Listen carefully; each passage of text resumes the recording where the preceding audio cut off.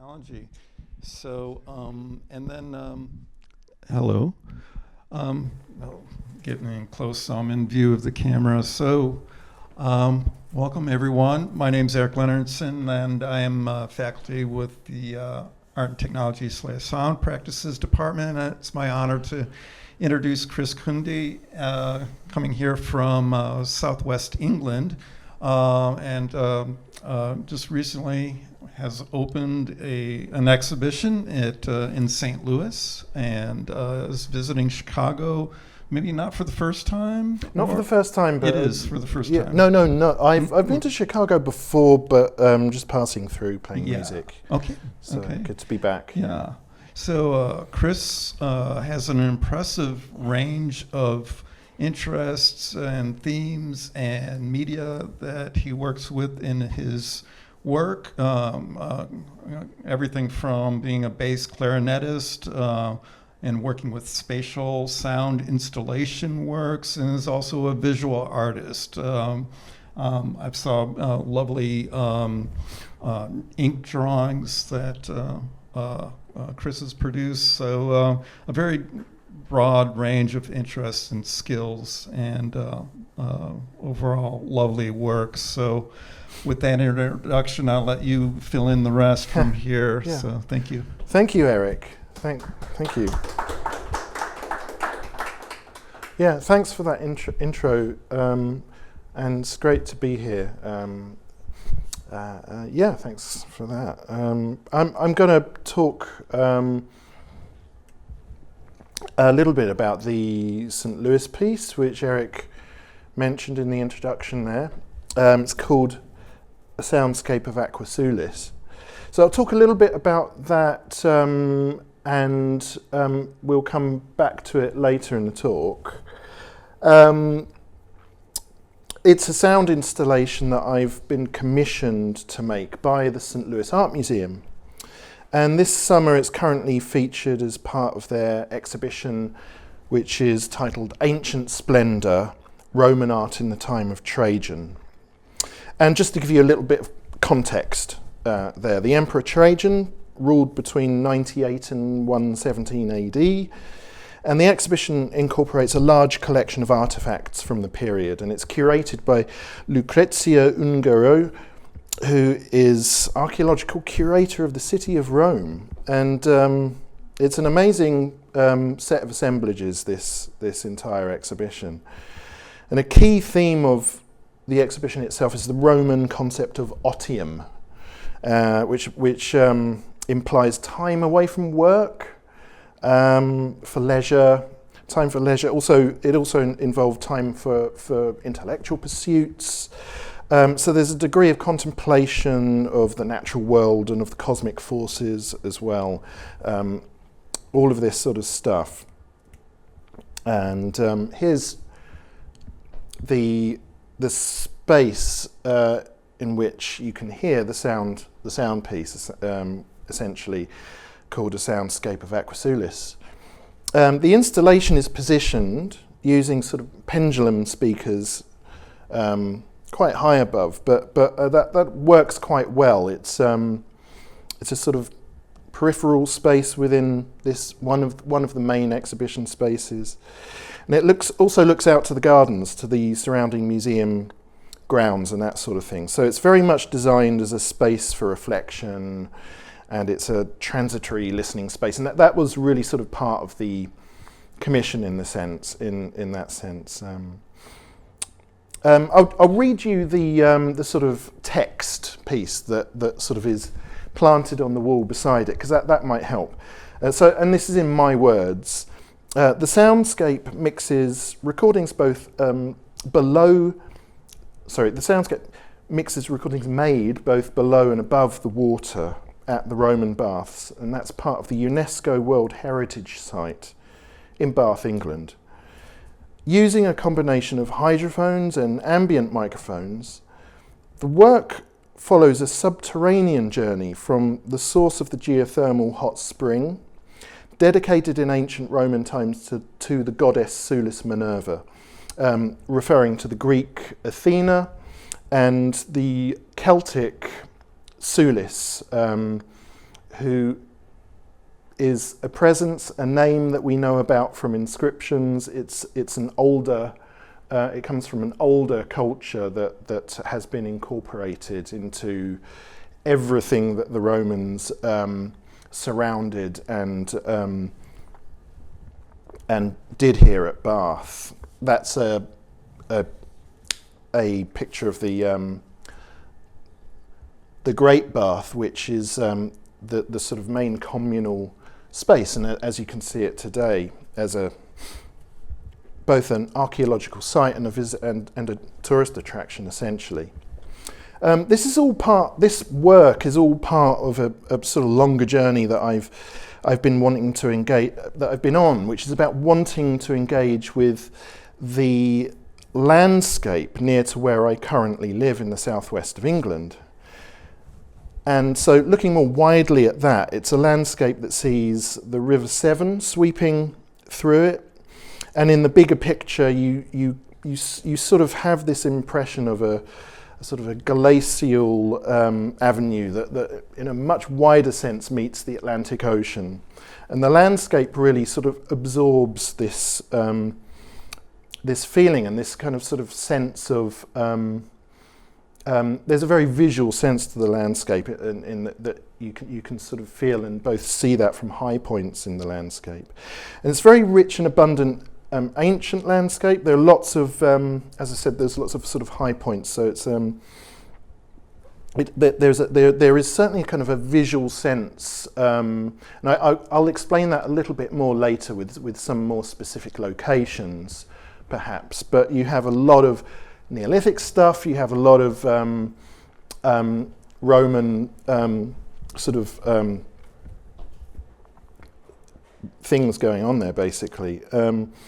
But yeah, I mean, the city itself, the Bath, is part of this landscape. You have the Cotswolds on one side and the Mendip Hills on the other side. So it's a small city which is surrounded by hills. And there are lots of natural spring sources around in the landscape, but Bath is unusual because it's hot. So the water's about 46 degrees at the surface. So that's important, and it must have been important to ancient people way before the Romans arrived in the 1st century.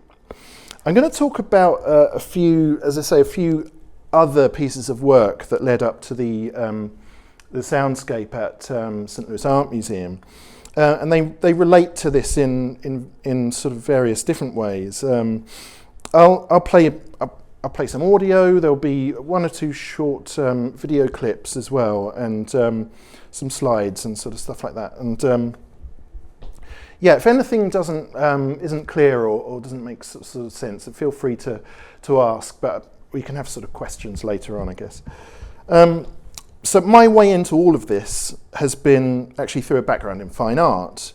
I spent time at art college in the 1990s studying painting and drawing. And as a musician, I play woodwind instruments. I'm self-taught. So I've played music since I was young, but I've never studied it in an academic sense. I got drawn into the music profession through luck, really, and through people who sort of took me on board, and I learnt an awful lot through trial and error and just sort of being out on the road and that sort of thing. And just a bit more background as well. I when I was a lot younger, I sort of grew up around a sort of DIY punk scene that was still going on. I was born in Medway in Kent, and Billy Childish was a neighbour of ours, and we spent a lot of time round at his kitchen. And yeah, I don't know if you don't know who Billy Childish is. He's sort of one of these people who's a painter, a poet. He's a writer. He's a sort of incorporated all of this into his practice and made about 1 billion records. And it's all very much about sort of I don't know, finding what is around you and working with that. That was really sort of inspiring, I'd say, from when I was little. And I would say, firstly, I'm an improviser. Secondly, I'm a composer. And somewhere between those two things is sound art. Whether it sits there comfortably or not is a whole nother question, but that's perhaps how I sort of see it right now. Increasingly, I've been incorporating field recordings into my work. I'm particularly interested in observations of the world that contain vibrations and frequencies of place, of landscape and time, and I'm using them to reflect on collective experiences of things that have happened or are happening, especially when it comes to engaging with objects from antiquity and how these things are interpreted and represented in the museum context. So my practice in sound art and also as a composer and performer, as I say, really does begin with drawing. Drawing is often the very first thing that you do when you're thinking up an idea or setting something up. So in that sense, it sort of catches the creative act at face value. I'm going to show you a series of 3 very recent drawings of mine here. These are all ink on paper. And I'm basically dealing with repetitive patterns through a kind of skiographer. So shadow imaging is part of that. I'm using clusters of vertical lines that crosshatch and weave very tightly into each other. So it's a very repetitive process. There's an accumulation and knotting up, a building up going on here. There's also freehandedness to this and to the process of repetition and heightened repetition, and that kind of sort of causes these ripples and waveforms that you can start to see on the surface. All 3 of these drawings were produced while I was working on the soundscape, so in a sense they lent themselves to what I was doing in terms of needing a lot of time to listen. And a lot of time to kind of focus both away from it and towards something else.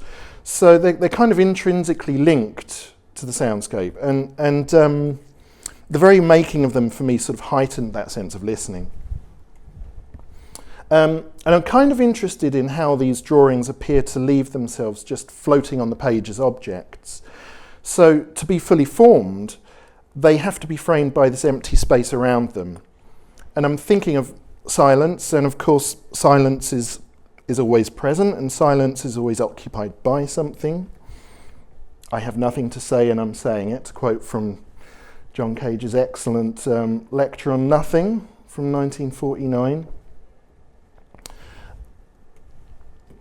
For a long time I've been interested in this intersection between the visual arts and the sonic. So this does tap into notions of, well, an expanse of things, but I can think of free writing, automatic writing, the intersection of languages, the use of graphic scores, conductions that use visual signalling and sign languages and this kind of thing, especially for groups and orchestral playing and this sort of thing, as well as processes of indeterminacy and chance activities which often arise from acts of drawing. So for me, drawing is often a way of formulating a sound work, capturing time, being aware of time, the passing of time, and being present in the moment. So this is where the process becomes close to improvisation, and with improvisation comes unknown consequences. This is part of a graphic score that I put together to work with and coordinate a large group of improvisers, and I'm working with a community orchestra in Cheltenham in the UK where I live at the Wilson Museum. That's our home, and we regularly get together and sort of do these things. There we are. There I am conducting, waving fingers and arms around and that sort of thing. Okay, I'm going to play you a recording, first audio piece here. This was made on a smartphone at midnight in April 2024. This recording was made outside in the woodlands of East Sussex, and it's sort of a rural spot, roughly between Brighton on the south coast and London. And you'll hear me playing bass clarinet in this, and I'm there with about 12 or 15 other people who were listening with me in complete silence.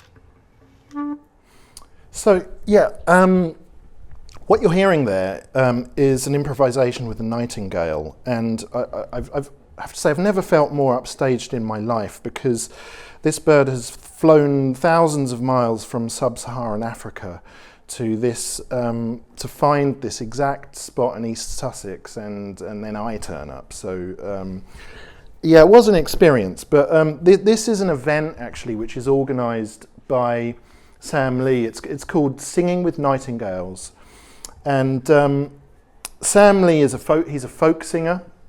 He's part of the British folk revival, and he's also a conservationist and environmental activist. And the whole thing is about raising awareness around the decline in the population of these birds because of the gradual disappearance of their habitats in the UK. Sam talks about nightingales as if they are master infiltrators.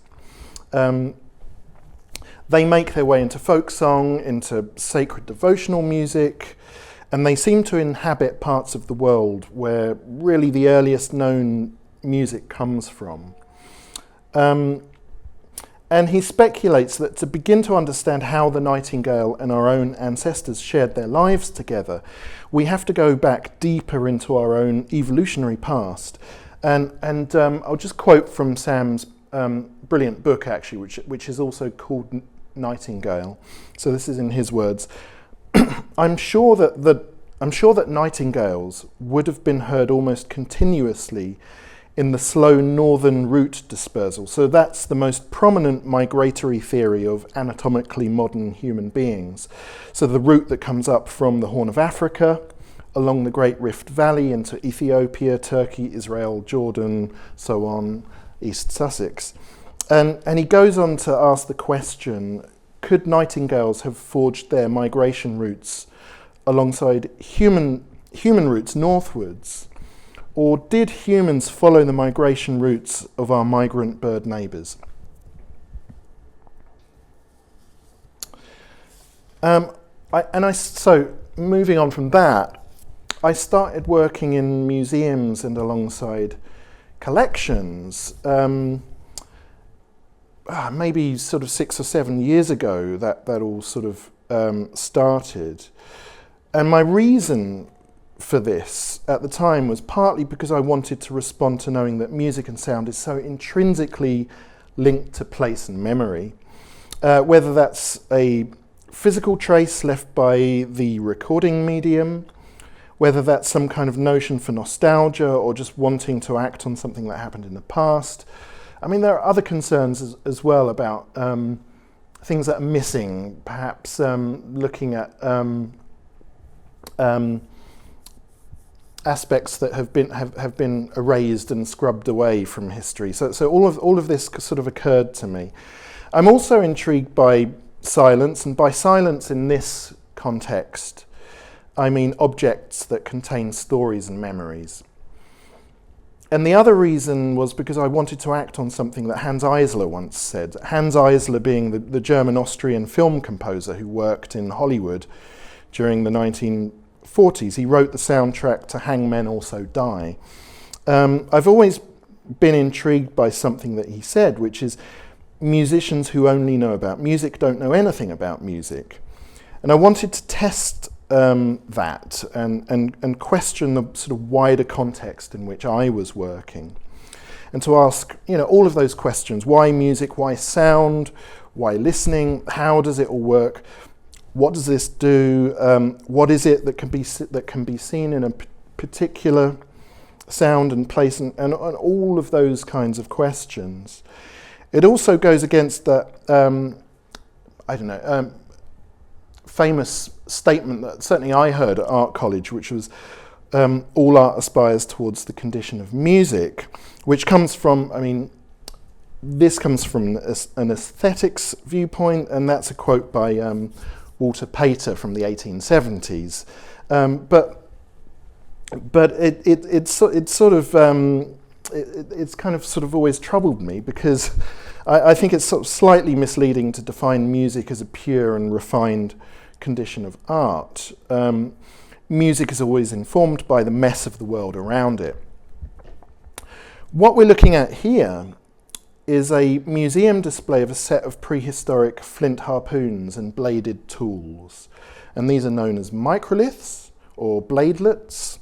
And they were made by hunter-gatherer people in probably the late Mesolithic period. So I'm told that's sort of roughly 7,000 to 8,000 years ago. And so these are precision tools made for everyday use. I think they might have been attached to spears. They possibly would have been assembled as part of bows and arrows, this kind of thing. There may have been other attachments to them. But they were certainly used for everyday use, and these objects are currently on display at Corinium Museum in Cirencester. I became interested in Corinium Museum's prehistory collection because, firstly, it related to a landscape that I know intimately, that I know very well, and also because there's no written documentation of these things. It's the objects themselves that speak and tell stories about the landscape. My response to this assemblage was to score a piece of music, and this piece involved low stringed instruments, cellos and double basses, and percussion. And one of those percussion instruments is a piano, and we're using objects inside the piano itself.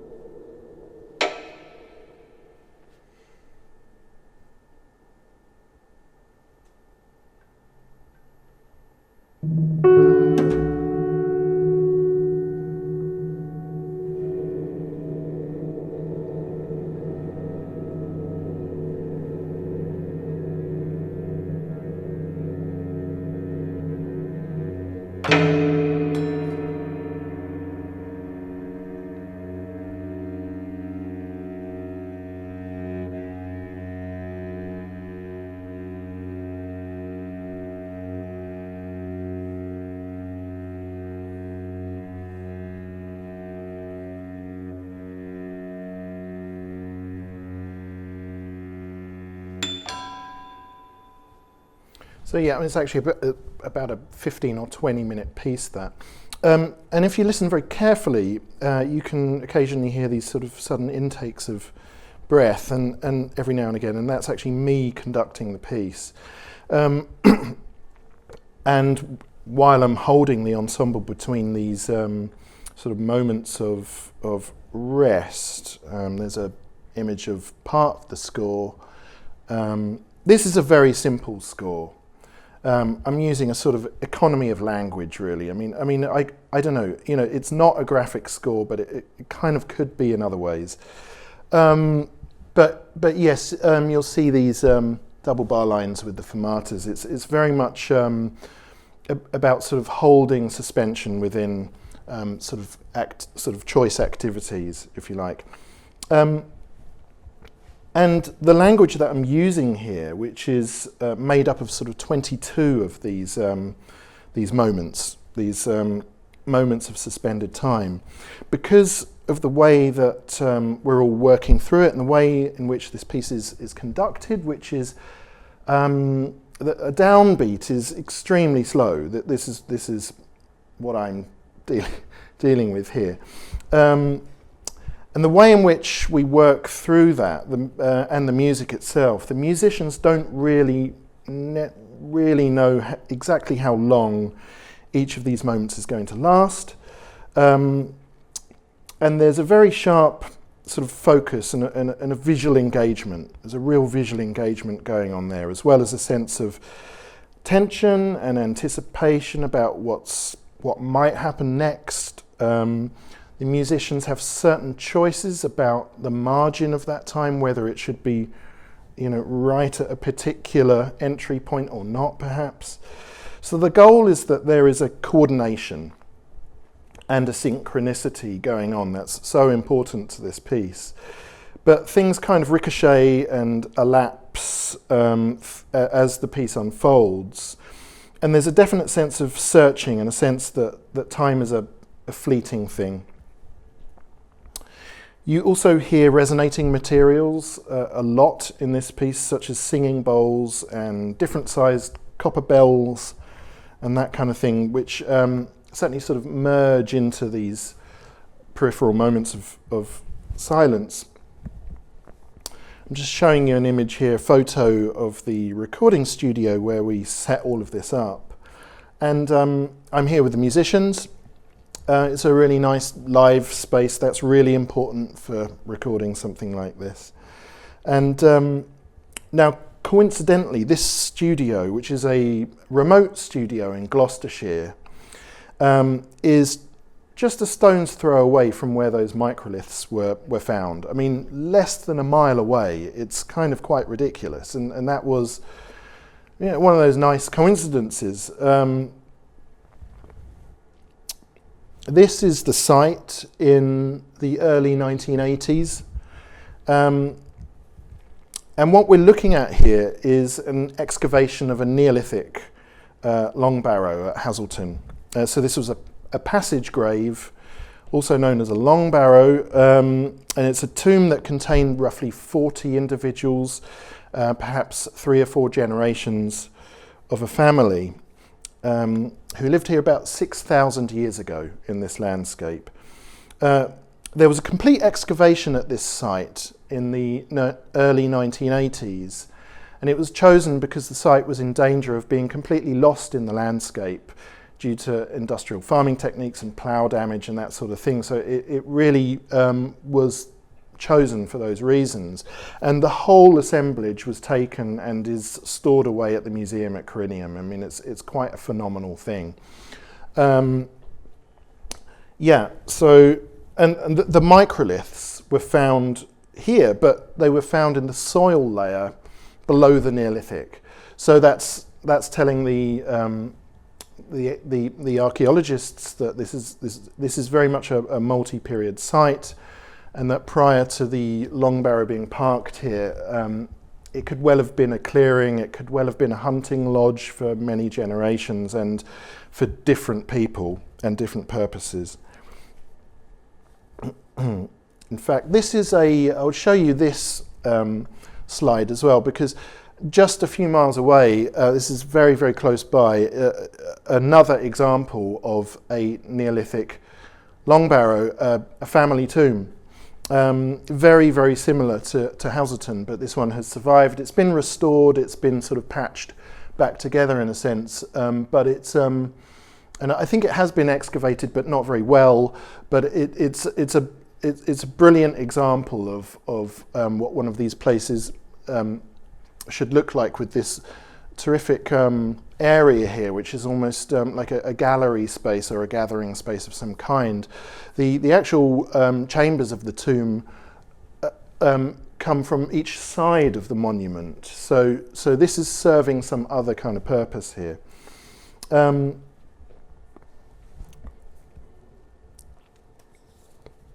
So yeah, I started. Oh, where am I? Just organise myself here. Thank you. Yes. So and this site's actually called Beeler's Nap, if that's of interest. Well worth a visit. So I started making field recordings at the Roman Baths in, I think it was February or March 2023. And this presented a situation to me where I was able to explore an entire archaeological site across its various facets and features. And as I've already mentioned, at the centre you have the Great Bath, which was designed as a communal bathing area, if you like. That's there we are beside it, making some hydrophone recordings. That's myself with my very good friend Shafak Ekman, a PhD student at the time in Gloucestershire. But there's also a whole complex world of other nooks and crannies and water inlets and overflows and this sort of thing that circulate around this site. And everything stems from the Sacred Spring, which is a naturally occurring geothermal hot spring. It's also known as the Sacred Spring, and it's sometimes known as the King's Bath. It has all these different identities. And it's surprisingly hidden, considering how significant a location it is. There's a glimpse of it through a upstairs window. And there are surprisingly few viewpoints of it as you move around the Roman Baths. So there's something intriguing about it. It's strangely elusive and at times almost lost amongst this surrounding Victorian architecture which has enclosed it. So the place has very many deceptions about it, and you could almost get into that sort of mindset of the labyrinth here at the Roman Baths, which is fun. I really enjoy that, especially from a sort of a sound mapping point of view. My initial approach was to map everything out, and as you can see here, I've marked the various water sites and channels, that sort of thing, in green. And this was the beginning of collecting a whole library's worth of field recordings and stuff. So not all of these areas in green are still served by water. Some of them are. In fact, most of them are, but some of them are in a more derelict state now. But the majority of the site still functions exactly like this. And even the derelict locations were also very interesting from a sound point of view. This is an underground waterfall, and it's actually an outlet just below the Sacred Spring, which kind of drops the water very suddenly into the site itself. And I'll play you a field recording from this location.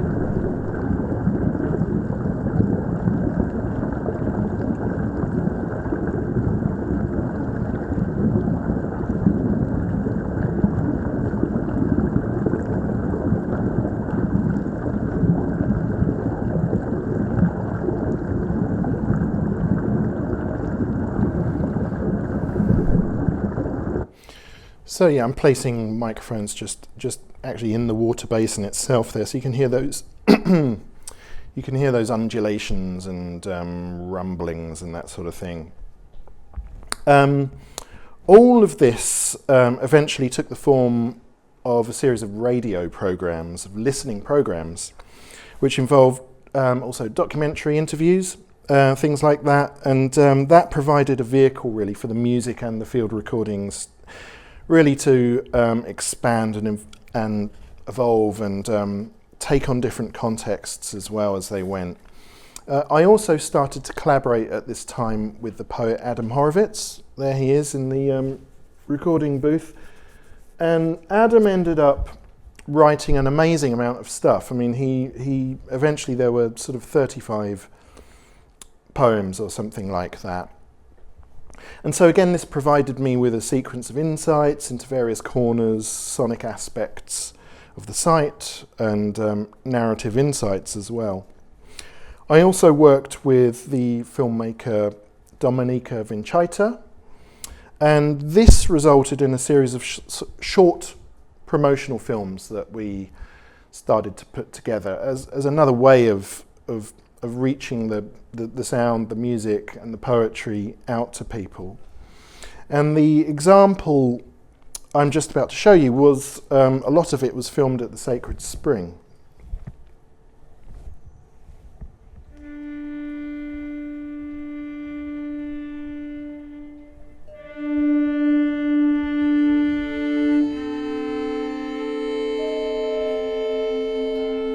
The sacred spring at dawn.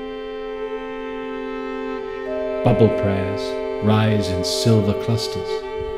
A jellyfish wriggle through green water. Sulphurous globes that catch the morning unawares. A shiver scent of centuries adrift in the city's heart. Gas streams of the deep rising through a shimmer of sky and stone, caught like breath in the sacred spring, muted, mouthed, swallowed in this sacramental shift between states of green.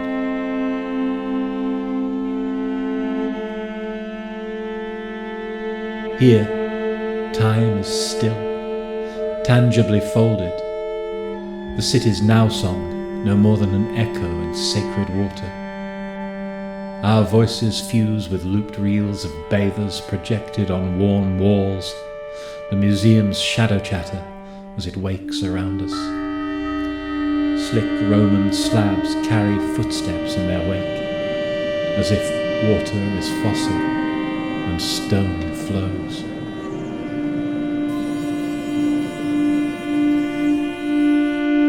Before the day's warmth reaches stone, a song of heat rises.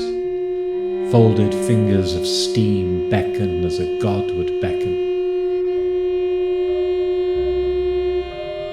Follow the light, the silence, the aroma of history submerged.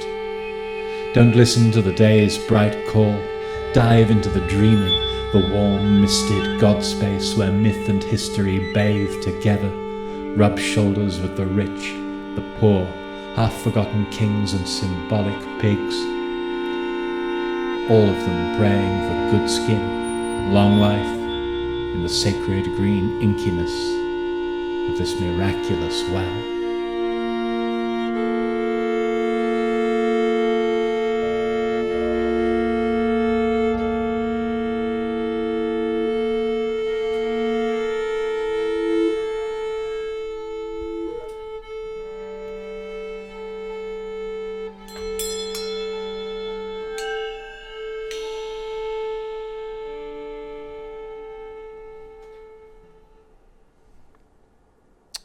Okay, so one of the first things I decided to do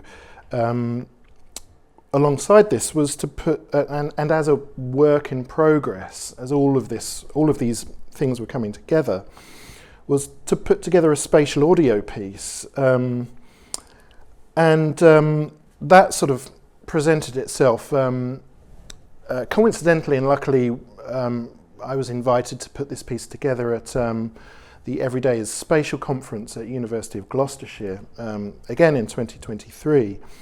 I wanted to do this just to find out how some of these sounds were behaving in another space, and how they might start behaving in a live context.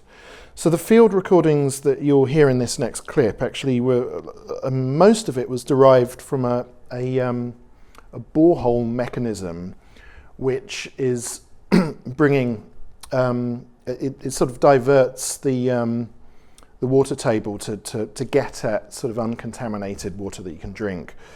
So it's a mechanical device in that sense. And yeah, as I say, it's kind of reaching much sort of deeper underground. So that was of great interest. I'll play you this clip of this piece. It's actually, we titled it "The Fault of Sulis."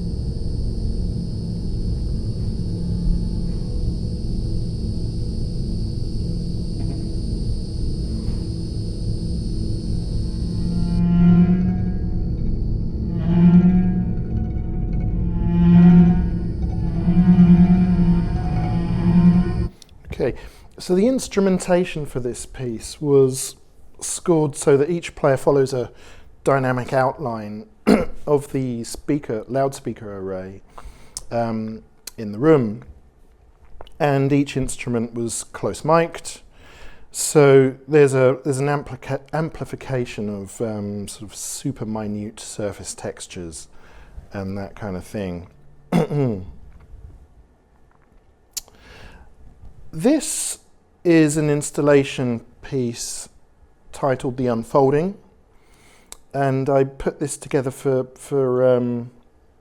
there were two different gallery spaces actually where this this particular piece was showed. One at University of Gloucestershire, and we were lucky enough to bring this down to the Roman Baths as well, and into one of their gallery settings. It uses a set of 4 domestic hi-fi speakers, and these are old speakers. They all date from the 1970s, and I really like them. I really like the sound of them, and I like their appearance in the space as well. They've got this kind of sort of totemic presence to them, perhaps, and they're very figurative. They surround this floor projection here, and the projection itself was put together by Dominika Vinciata, so this is very much a collaborative piece with her. The audio for this piece involved getting lots of different voices and also hearing different languages. Excuse me. Yeah, hearing sort of different languages cross over as well. And what they're doing is they're reading transcripts and also inventories of the ancient curse tablets. So these curse tablets were found at the sacred spring and within the sacred spring itself. I'll talk about that in just a second, but I'll play you a bit of audio here.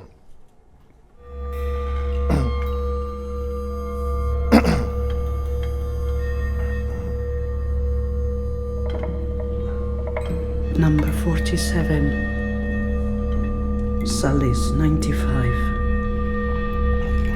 dated between 275 and 400 AD. Material, lead alloy. Motive, unspecified. The curse was possibly made by the same hand as Sulis 96 and shows a list of names. Some are male, some female, some Celtic, and some appear to be Latin names. Kunsa, Docimedis, Sidibelia, Maria, Vendibedis, Consus, Docimedis, Severianus, Sidibelia, Senila, Maria, Vendibedis, Consus, Kunsa, Severianus, Docimedis, Sidibelia, Senila, Maria, Vendibedis, Consus, Severianus, Senila.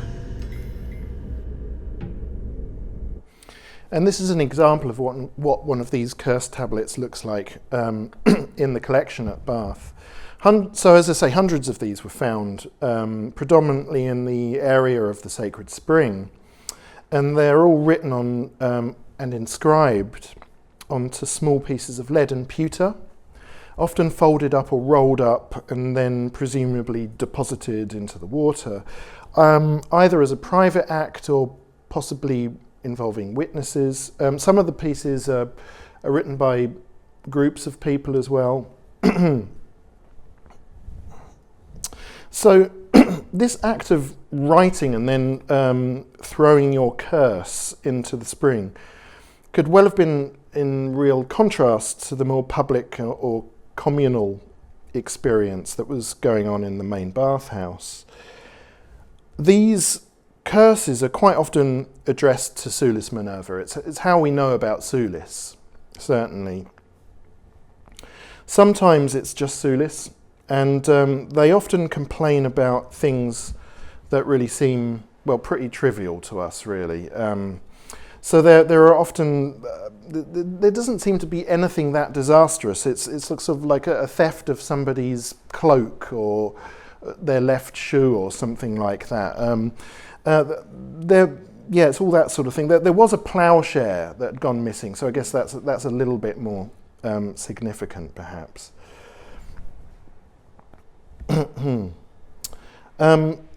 So when it came to putting together a soundscape of Aquae Sulis at the St. Louis Art Museum for the exhibition, I wanted to show something that explored the variety of sonic textures that the Roman baths had on offer. So this is about the physicality of those sounds and how those sounds act as natural transducers of energies, and those things they vary from the geological, they're thermal, they're to do with temperature, they're meteorological and cosmic in origin, and they're also synthetic as well. You sort of come up against all kinds of things. And of course there are all the various acoustic facets and aspects around the site and what you can hear from the world outside as well. We had some initial conversations about the piece which focused on the field recordings, on the library of field recordings that I had collected by that point. And one thing that became very apparent was that this was going to be essentially a sound-orientated installation without any narrative or spoken word elements to it. And my starting point for this was to imagine it as a kind of microclimate of sorts. I wanted to map something out that had all these sort of various aspects to it, and so I started to take it. The whole thing sort of started to emerge as a kind of sort of weather or cosmological chart of some kind. And yeah, this is like an initial sketch of that. Sort of looking for various dynamics and sonic behaviours and that kind of thing. And this was basically a way of orchestrating each sound. And once I had done that, I was able to really sort of begin picking things apart, looking for minute details, for percussive elements, for different weights to the sound perhaps, frequencies that would lend themselves to broader, more sustaining aspects, all of that kind of stuff. Here's a more developed version, but basically it's just a guide really. This is all a sort of accumulation of the library of where I'm at and how things are starting to be placed. I've used a cyclical form here to show that it's a looped sequence. There's a beginning and an end to the way in which it's set up and worked, but everything should reoccur and revolve into a sort of more transitory thing. There's also a tension between naturalistic and synthetic sounds, and that's also evident in the editing process itself. I'm often modifying and sometimes flattening sounds out, stretching things. Different fields of sounds, and so particular dynamics and tonalities are both lost and remain in that process. An important interior sound, one of the important sort of synthetic interior sounds was this electronic, one of these electronic scanning machines in the ticket office. So this is the ticket office at the Roman Baths. It's an interior space that was designed by the Victorians as a music hall originally, and it's been converted these days into what we see today. But I think this is interesting because it still behaves even now very much as a music hall, just by its very nature, its interior and architectural dynamic, and it's by no means absent of music. It's the kind of room where every single movement is amplified, and what you're hearing is the constant bleep of infrared ticket scanners and that kind of thing. It's this kind of ubiquitous blank sound that you just sort of blank out, and nothing else happens to it. But so I'll play you an extract of a part of the soundscape where this is incorporated.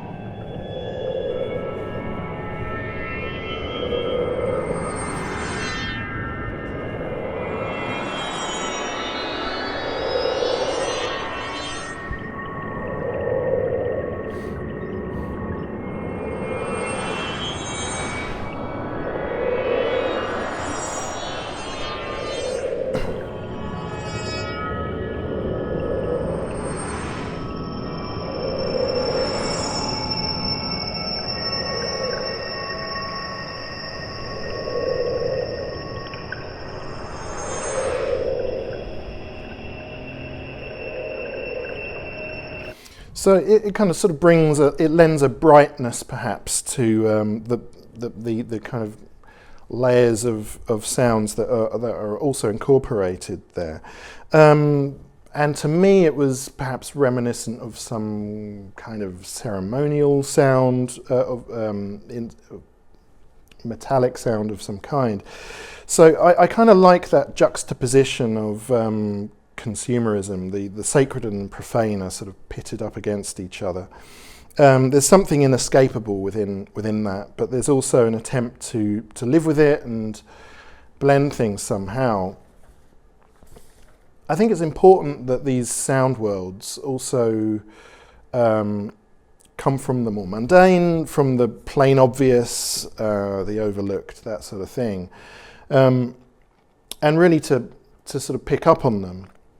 I've also pitched them against some deeper resonating sounds there, and you can hear a sort of inhaling, breathing sound below that, which originates from recordings that I had made actually at the River Avon, where the outlet comes full circle from the Roman baths itself and re-enters the world again, if you like. Another example of brightness in the soundscape came from additional recordings that I'd made to illustrate materials that had perhaps been deposited at the spring as well. I used some minute sounds from little pieces of flint that I've collected, flint waste, that sort of thing, which was very, very predominant at the Roman baths as well. Again, showing a much deeper past to the place, and also metallic objects and coins that were amplified, of my own finding, I should say. I mean, this is actually a coin in one of the Roman baths collection, and you can see this little nick on the side of it where it's been rendered out of circulation in this area, and perhaps of use somewhere else, wherever Sulis Minerva is. So I'll play you a quick sort of section where I've sort of picked up on some of these materials, if you like.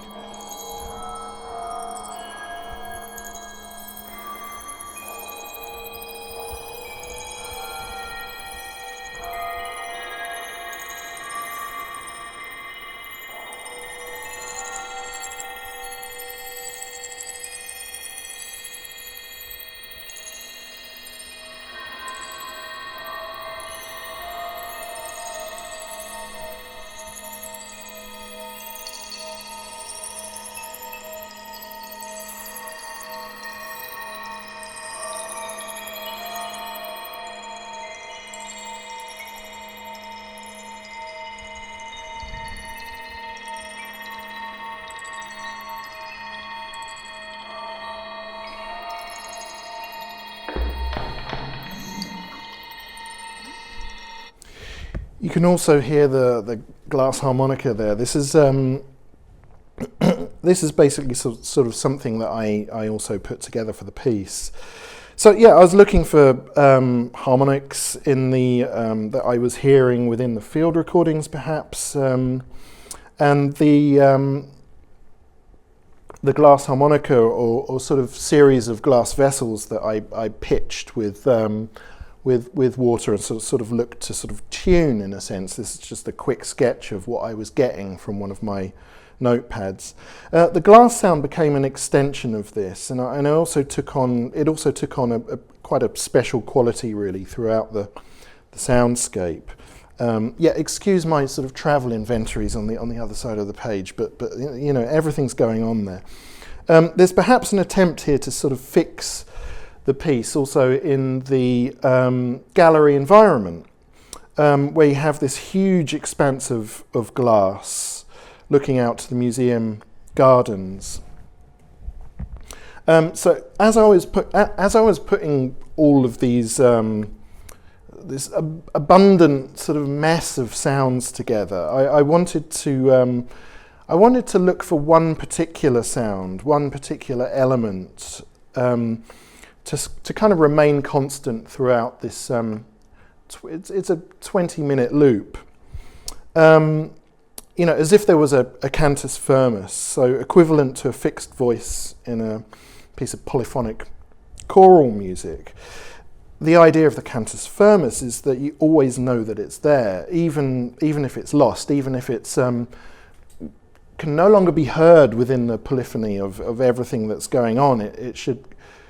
You should be able to trust it. It's a guiding force in that sense. So the organic, originally, that to me, this started off as of as this recurring, very familiar gurgling quality and sound of the sacred spring, and the noises which remained constant within that.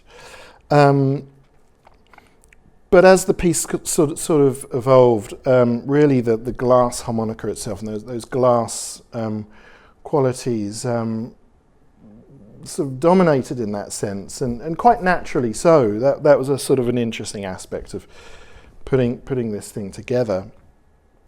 There it is in my that's my assemblage of kitchenware. There, that's all I've got basically in my recording studio. But I'll play you a quick audio of this.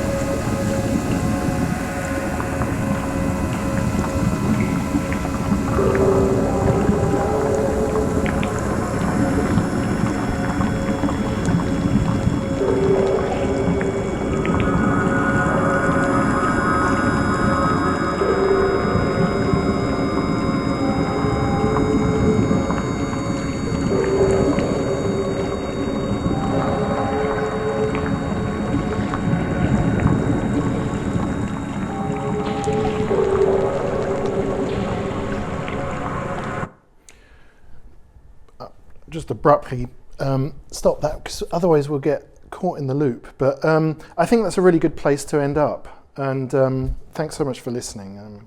I believe we've got time for questions. That would be great. Yeah. Thank you. Thank you. Thank you so much. If you have any questions, I'm going to pass the microphone to anyone that does have a question. That's such a good question. It's the question was, what are we looking at in this picture here? Yeah, this is a close-up photograph of the one of the culvert streams coming down to the Great Bath as it leaves the sacred spring, and it's quite a shallow area there, but it's exposed to sunlight here, and it's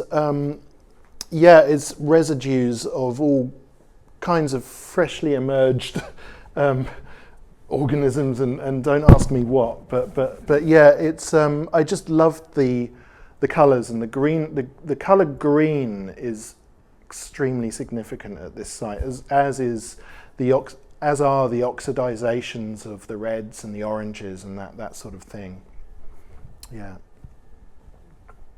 Yeah, it's really lovely. It is, isn't it? Yeah. Yeah. It's, and I would add to that, while we were making these field recordings, we crossed paths with some microbiologists who were working at the site to look for nematode worms for their own research into why on earth certain tiny little creatures survive there and live there and want to live there and that sort of thing. So pretty interesting stuff when you start looking deeper.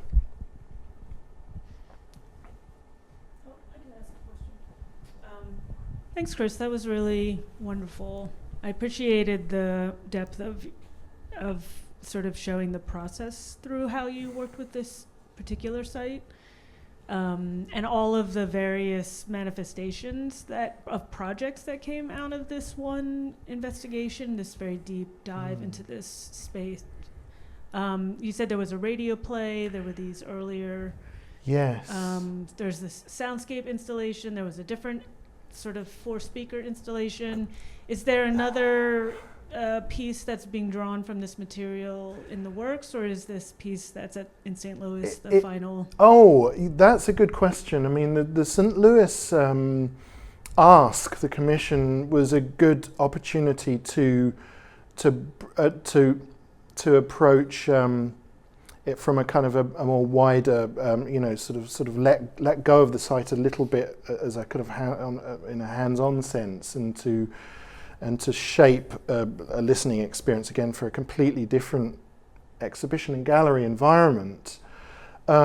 So at the moment, yeah, I think this keeps on kind of bringing sort of other possibilities, and yeah, I could go into some detail about that. We additionally to all of that, there was a live performance at the Great Bath itself, which was an attempt to incorporate field recording aspects with spatial audio projections. We actually got to borrow one of these icosahedral speakers, but it was it worked in some ways, but not in others, and it was one of those kind of really how does it work over here in terms of over there, and so I learnt a lot from that. And you know, there's a lot of effort that went into that performance, and it was a successful performance. But I would certainly rethink all of that on a site like this again. And you can only really sort of know it by doing it. But in terms of other work coming out of this, I don't know exactly right now. It's all been so overwhelming, and this trip to St. Louis and now to Chicago has. Yeah, it's and being able to talk about it has been really helpful. Just being able to reflect on all of it. Yeah, there will be other things, I'm sure. Yeah.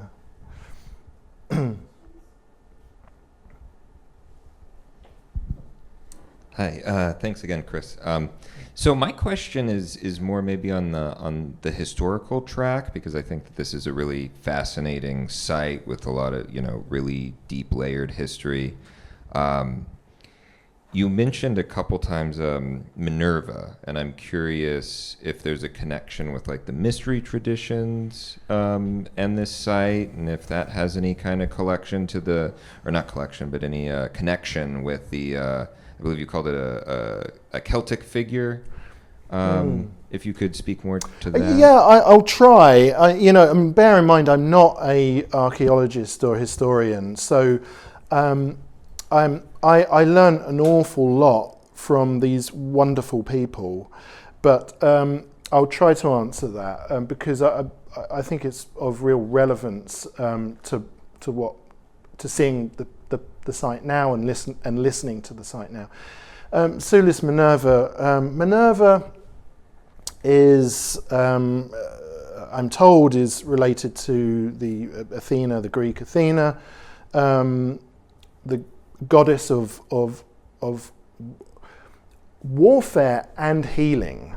So there's an interesting thing going on there, and this is very sort of related to what was going on in terms of the prowess of keeping the Roman Empire what it was, and also good life within it.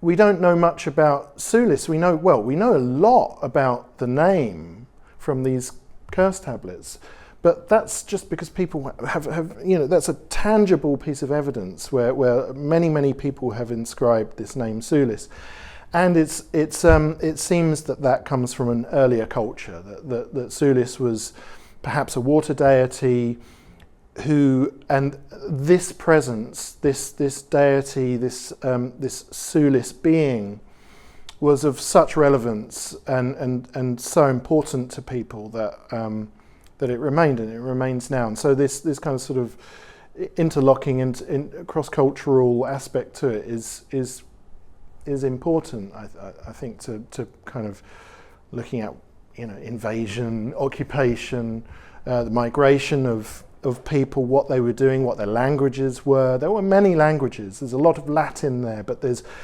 also a now lost, the only known evidence of a now lost Brittonic language, which would have existed in England. We know that because it's been written down at Bath. So there's a lot going on and a lot of different people there. I hope that answers the question. Absolutely. Thank you, Chris. It is interesting, yeah. Just one thing to add to that quickly is I think music is something which is so related to the word and to the spoken word, to language, and that we've kind of lost certain languages and found others is of great interest. Anyway, yeah. I just had, maybe it's not a question, I was just thinking how this focus or the role of water is really important here, and I'm just how things line up is what I'm thinking about, because this weekend on Saturday, May 2nd, there's a small event at the University of Chicago on water ecologies. Okay. And there's, in their Department of Humanities at the campus, there's a group where some faculty have a program for geopoetics. Okay. And it's a new term to me, but I'm getting myself involved in too, it yeah. because of my work with acoustic ecology and water ecology, Yeah. kind of, and you're obviously involved in it yourself, and also with improvised music and so many compositions. So everything is sort of connecting, but it's just the timeliness of this is just.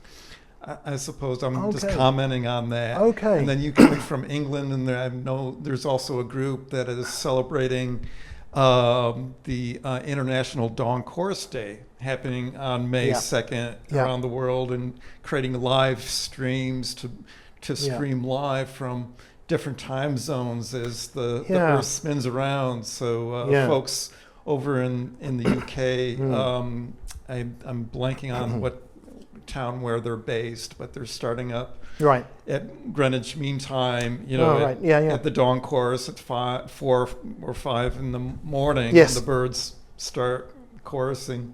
Yeah. And then the fact that you were performing with the nightingale that way, this all seems to have an affinity or relationships to all of these phenomena, these behaviors and events, Yeah, these are shared experiences, and they're really intense shared experiences, and it's what people really want. It's what people really need. And there's a real sort of sense of wanting to put things down, and it's so much more than that when it comes to habitats. The nightingale's habitat, which is in decline very sadly. It sounds like we're probably going to be the last generation in England to hear that bird. So this is of great concern, and it goes deep into our consciousness. This sort of sense of being in the land and the landscape, of hearing the landscape and hearing ourselves in the landscape is, you know, we've messed it up and we've lost that. So this is people really need this stuff, and water. It's amazing. People are just fascinated with water, and so I got into it partly because of other people's fascination with water, and it does. There's a constance to it, to the sound, and it's in its many varieties, its many depths, and what that sort of sense of time, which is expansive, and of course, you know, there's just so much going on. So I think it gets in there. It lodges itself into our memories and our memories of place and our sort of sense of, yeah, all that wild stuff. Mm. Yeah. I could rattle off more instances and names of that going on, but it's simply to say there's just so many connections and trying to you might say elevate or emphasize the importance of what's often overlooked or unheard, and in terms of the water and the land and our air, and you know, and how it's being, you know, we're losing what's we've taken for granted for so long. It's and you have to be there to know that. You know, that's the thing. Yeah. So, anything else that anyone would like to ask? So, well, Chris, thank you so much. It's been really a wonderful, well-organized and good, solid presentation. Thank you so much. Oh, thank you. It's great to be here, by the way. The School of the Art Institute of Chicago. So feel honoured to be here. So no, thanks. Yeah. Great. Thank you. Cheers.